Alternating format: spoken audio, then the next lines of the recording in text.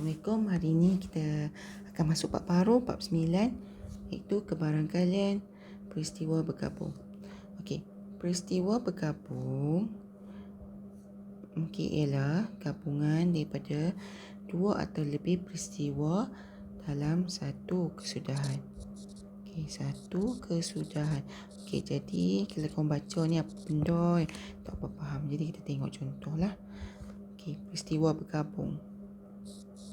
Okey, peristiwa bergabung tu gabungan dua atau peristiwa dalam satu kesudahan. Okey, kita tengok contoh.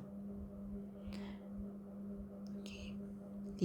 Tulis ruang sampel bagi setiap gabungan setiap peristiwa bergabung di bawah. Okey, 5 kad berlabel TEKUN dimasukkan dalam satu kotak. 2 keping kad dikeluarkan dari kotak tu tanpa permulangan. Maksudnya kita buat keluar 2 kad tak boleh balik. Okey. Jadi dia nak tulis ruang sampel. Jadi ruang sampel okey. Sebelum ni dah belajar. Okey, tulis buat macam ni. Kurungan yang macam togel ni.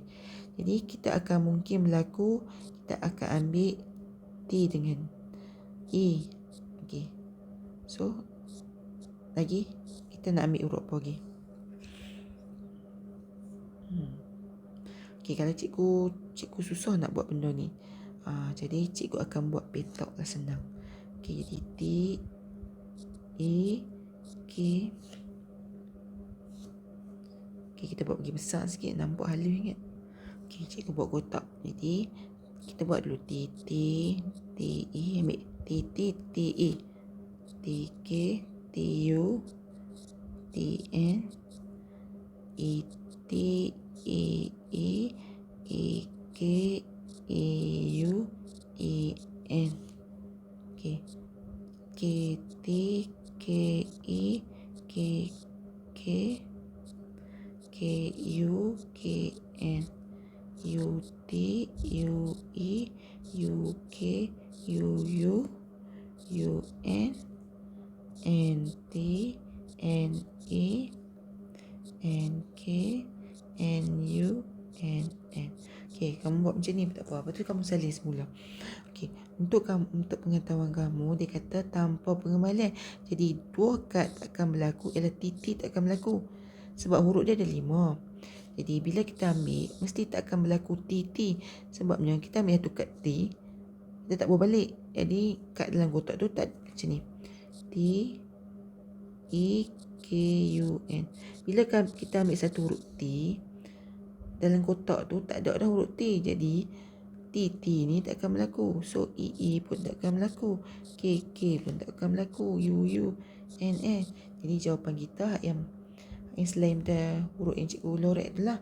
Jadi bila kita nak tulis ruang sampel, kita akan tulis buat kurungan togel T E.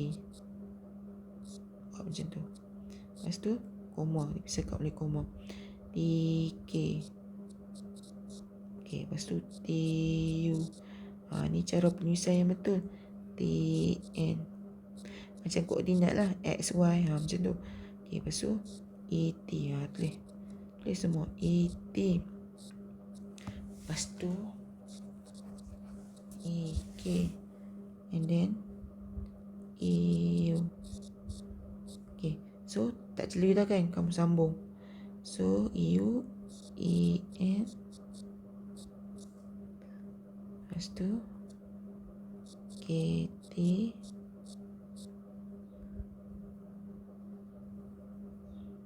K E K U. Okey, buat dulu K N U T U E. Baru make up U E U K U N N T N E N K N U. Barulah make up pun boleh. Yang penting tulis dalam bentuk macam koordinat tu. So kalau ni yang terbaik, kurungan dia sebenarnya simple besar macam tu. Yang ni simple kecil je, jadi padam lah. Okay, dia buat besar sikit. Itulah ruang sampel. Okey, tak ada masalah kalau kamu tak mau buat kurungan besar, kau nak buat macam ni pun boleh. Sebab dalam buku teks tu dia buat kurungan kecil je dah. Kalau cikgu-cikgu suka rangkumkan semua sekali, tak mau rangkum. Dalam buku teks dia buat kecil je tu. Dia buat awal si hujung. Okey, so kita tengok soalan B. Soalan B dia kata 2 keping duit shilling AJ yang mewakili angka dengan gambar. A itu angka, B itu gambar. Apa akan berlaku kesudahannya bila kita baling 2 keping duit shilling? Okey, 2 keping duit shilling. Jadi B akan berlaku angka, gambar, kan? Jadi gambar.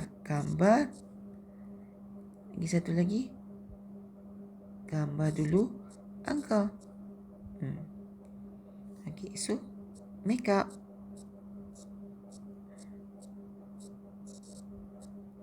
Okey, siap. Itulah kesudahannya. Okey, kita tengok contoh ni. 2 peristiwa B dengan A ialah peristiwa tak bersandar. Okey, macam tak ada kaitan. Jika peristiwa A itu tidak mengenai kejadian B. Okey, 2 peristiwa tu tak ada kaitan jika peristiwa salah satu daripada peristiwa itu tak ada kaitan dengan satu lagi lah. Okey, contohnya kita pergi contoh. Okey, kena pasti sama ada peristiwa bergabung. Okey, kena pasti sama ada peristiwa bergabung di bawah atau bersandar atau tidak bersandar. Beri justifikasi anda. Okey, justifikasi tu maksudnya penerangan tu lah. Okey, so jadi kita tengok baca soalan. Mendapat angka sebanyak 2 kali apabila sekeping shilling itu dilambung 2 kali. Bersandar tak bersandar? Jadi peristiwa ini ialah tak bersandar sebab dia ada 2 shilling, kan? Mendapat angka 2 kali apabila sekeping shilling dilambung 2 kali. Baca banyak kali. Peristiwa ni ialah peristiwa tak bersandar. Peristiwa tak bersandar sebabnya dia tak ada kaitan. Dia memang angka dengan bunga tu, apa kata apa? Sing engkau ni dia tak ada kaitan. So jadi peristiwa tak bersandar. Okey, mendapat angka daripada lambungan shilling adil dan nombor 4 dalam lambungan dadu adil. Okey, mendapat angka dalam lambungan adil dan nombor 4. Okey, kita akan dapat lambungan adil ni maksudnya kita lambung shilling lah, lambungan adil shilling tu mendapat angka. Okey, tak ada kaitan dengan dadu. Dadu kita balik dapat nombor 4. So dia juga ialah peristiwa tak bersandar. Okey, jadi kita tengok soalan seterusnya. Mendapat 2 batang pen berwarna sama apabila 2 batang pen dikeluarkan satu persatu yang mengandungi 3 batang pen merah dan 2 batang pen biru tanpa pemulangan. Mendapat 2 batang pen berwarna sama apabila 2 batang dikeluarkan satu sama lain yang mengandungi 3 batang pen merah. Okey, so jadi bila dia gabung dua-dua pen ni, maksudnya dia akan bersandar lah sebab dia nak pen berwarna. Kalau kita ambil biru, kan mula-mula dalam satu kotak ni, dalam satu bekas lah, mungkin lah bekas ke apa, betul ya, dalam satu bekas ni dia ada 2 color. Kalau kita buat keluar biru yang pertama, so dia akan bersandar berkaitan dengan yang hak baki dia. Jadi kita mesti bagi dapat warna biru juga. So tu yang dikatakan peristiwa bersandar. Kita buat keluar merah, kita mesti nak bagi dapat merah lagi. So dia macam ada kaitan. Okey, mendapat 2 keping kad yang berurus sama apabila kedua-dua kad dikeluarkan secara rawa yang berlabel dengan huruf baik satu demi satu dengan pemulangan. Jadi dia ada kaitan lah sebab dia kata nak buat keluar huruf yang sama. Ada kaitan tak? Okey, dia macam ni. Dia okey, dia tak bersandar lah. Dia tidak mempengaruhi dia. Jadi ini peristiwa tak bersandar. Dia tak dipengaruhi sebab benda jadi, dia dipengaruhi sebab berkelok pen biru sebatang. Jadi kita mesti nak dapat biru juga sebab dia nak peristiwa pen yang warna sama. Tapi yang ni lain sikit. Kad dia nak huruf yang sama. Tapi kad tu dia boleh bawa balik. Bila dia ambil huruf B, kan, dia boleh bawa balik dalam tu. Jadi orang kata apa, dia tak bersandar lah. Okey, kita tengok pula hukum pendarapan kebarangkalian. Okey, kebarangkalian A dan B, okey, sama dengan P. P ni kebarangkalian lah. A bersilang dengan B, sama juga dengan P. Kebarangkalian A darat dengan kebarangkalian B. Iaitu apa ni sebenarnya ni? Kebarangkalian persilangan yang bersilang dua peristiwa. Okey, ada dua, kita wakilkan dengan set. Ni set A, set B. Okey, peristiwa yang bersilang ni tak bersandar adalah sama dengan hasil darat kebarangkalian A dengan kebarangkalian B. Okay, kita tengok contoh lah. Kotak sebuah kotak F mengandungi 7 kad. Ni huruf ni ialah kotak F. Dan kotak G ada 5 kad. Okey, ni G. Okey, sekeping kad dipilih secara rawak. Ambil daripada kad F, kotak G. Okey, tentukan konjektor rumus kebarangkalian untuk mendapat huruf P dan nombor genap dan menerangkan semua kesudahan yang mungkin. Jadi dia ada berkaitan, kan. So jadi kita akan buat hukum pendarapan kebarangkalian. Jadi kebarangkalian P ni merujuk kepada kebarangkalian dapat huruf F. Harap pula dapat. Okey, dapat huruf F. Huruf F ni main daripada kotak F, kan. Huruf P ni dia nak huruf P, kan. Huruf P dengan genap, kan. So daripada kotak F dia ialah satu daripada dia pakai 1, 2, 3, 4, 5, 6, 7. Jadi kebarangkalian dia ialah 1/7. Okey. So dapat huruf genap pula. Okey. Dia ada berapa nombor genap ni? 3 ganjil genap ada 2. Jadi 2 daripada 5 kad. 1, 2, 3, 4, 5. 2 daripada 5. Okey, so jadi kesudahan dia. Okey, jadi dia nak apa soalan? Dia nak soalan. Okey, jadi kebarangkalian huruf P dan genap. Okey, tadi kan kita ada cakap kat sini P dan genap ni, kan. Jadi kita buat darab satu-satu. Jadi maksudnya kita ambil 1/7 darab dengan 2/5. Dapatlah 2/35. Atas darab atas, bawah darab bawah. Jadi 1 kali 2, 2. 7 kali 5, 35. Okey, so jadi dia nak apa? Senaraikan semua kesudahan yang mungkin. Jadi kesudahan yang mungkin ialah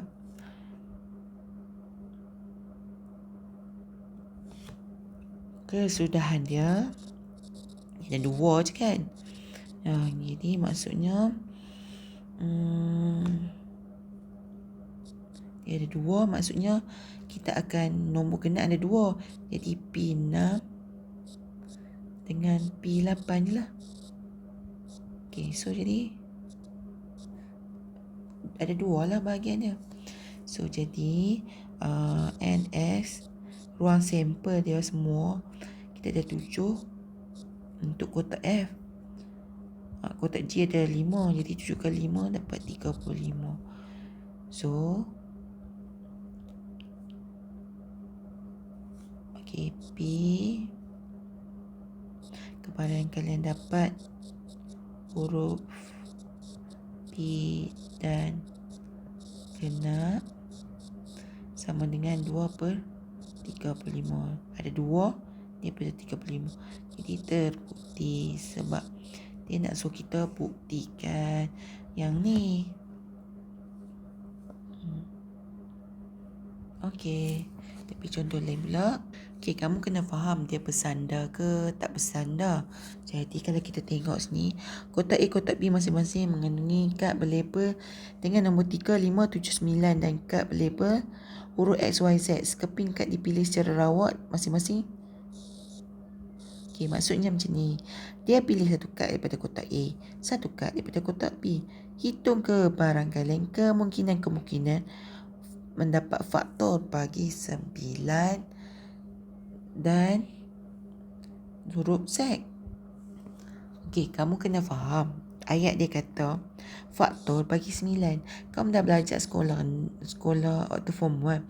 Nak cari faktor bagi 9 buat macam mana? 1 kali 9 sama dengan 9. Jadi, apa lagi? 9 kali lagi apa? 3 kali 3 dapat 9.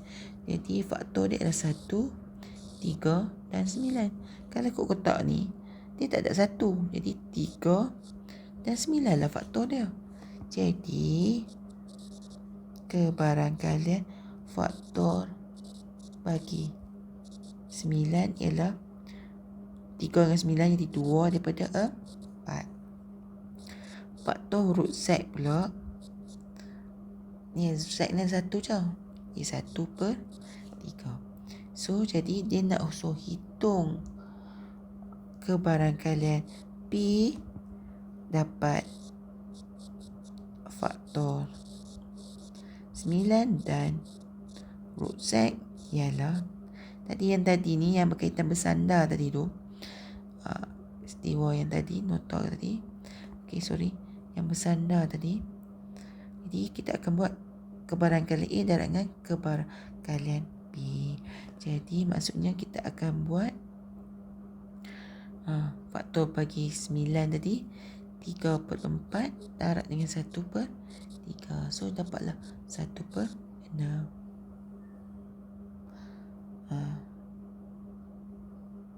Salah tulis ni 2/4.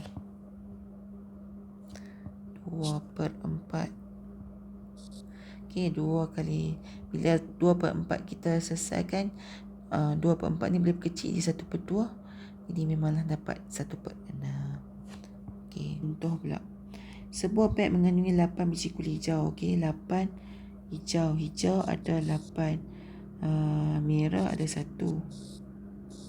Okey, 2 biji kuli dipilih secara rawat daripada beg tersebut satu persatu tanpa. Kamu kena gariskan ayat yang penting ni, tanpa pula maksudnya tak berbalik. Wakilkan situasi di atas dengan gambar raja pokok. Okey. So dia kata dia akan pilih 2 guli kan. Okey, guli. Jadi macam mana kita nak buat? Guli pertama, kata dia ambil 2 guli. Guli kedua, lepas tu kesudahan. Okey, kalau guli pertama kita kena buat, disebabkan nak buat raja pokok. Guli pertama dia ada hijau ada 8. Jadi dia kata 2 guli dipilih. Katalah guli hijau ni ada 8. Kalau kita ambil hijau, merah. Kalau kita ambil 1, dia akan tinggal 8/9. Kenapa 8/9? Sebab jumlah semua ni 9. Jadi 8 hijau, merah 1 campur jadi 9 lah. Jadi merah kita ada 1 daripada 9. Sebab dia ni adalah sebuah beg kan. Sebuah beg. Okey, so kemungkinan yang kita ambil hijau 8/9, merah 1/9. Okey, so katalah guli kedua. Kalaulah kita dah ambil hijau dah 1. So hijau kita akan tinggal hijau kita 8 kan. Bila kita ambil 1, tinggal 7. 7/8. Okey, so kamu kena tengok, kamu ingat. Kalau kita tengok ranting kita ni. Kalau kita ambil hijau kita ada 8 ni. Yang pertama, jadi kebaran kalian 8 per 9. Okey, bila kita dah ambil 8, asal 9 ni, dia akan kurang 1, jadi 8 lah. So, tinggal dia kuli dia, dia 7, jadi 7 per 8. Yang merah akan jadi 1 per 8. Ini merah, hijau. Okey, kalau kita ambil, tengok merah. Bila kita dah ambil sebiji merah, dia kan tak ada dah guli lain dah. So, hanya tinggal hijau. Sepatutnya kamu kat sini, kamu kena buat cabang. Hijau 1, merah. Tapi sebabnya, orang kata apa, merah tinggal sebiji. Habis lah. Jadi tinggal 8 per 8. So, jadi kat sini, cikgu lukis bagi semula bagi cantik lah. Cikgu lukis cantik, cikgu ulang. Kita semua guli ada 9. Jadi per 9 per 9. Guli merah kita ada 1. Guli hijau 8. Jadi bila kita ambil kebaran yang hijau, buklot hijau dulu, dia kebaran kalian 8 per 9. Yang merah 1 per 9. Okey, sekarang kita tengok ranting yang ni dulu. Bila tinggal lah, kita buat kelok 1 hijau. Sebab kemungkinan kita akan dapat hijau kan. Okey, so hijau dah buat kelok 1. Dalam kita punya ni akan tinggal lah 8. Jadi kita buat kelok ni sebiji, tinggal 7. Okey, so jadi yang ni tinggal berapa? Dia mestilah per 8. Okey, so jadi kita buat kelok 1, dia tinggal 1 per 8. Okey, jadi kesudahan kita nanti kita tengok. Okey, kita ada guli 9 tadi kan. Kita dah buat kelok merah. Jadi yang kedua akan ada merah lagi ya?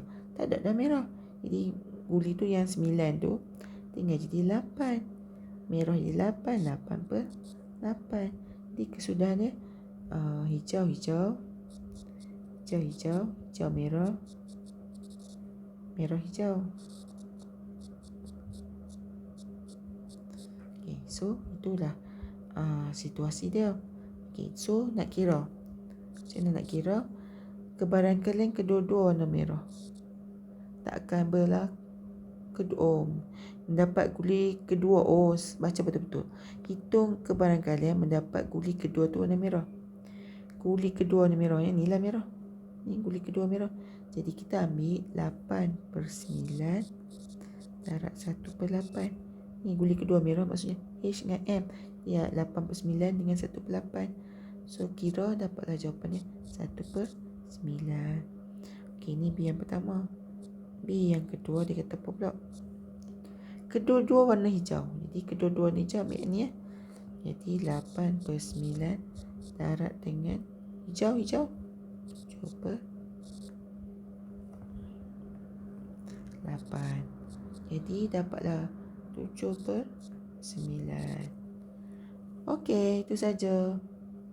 Terima kasih.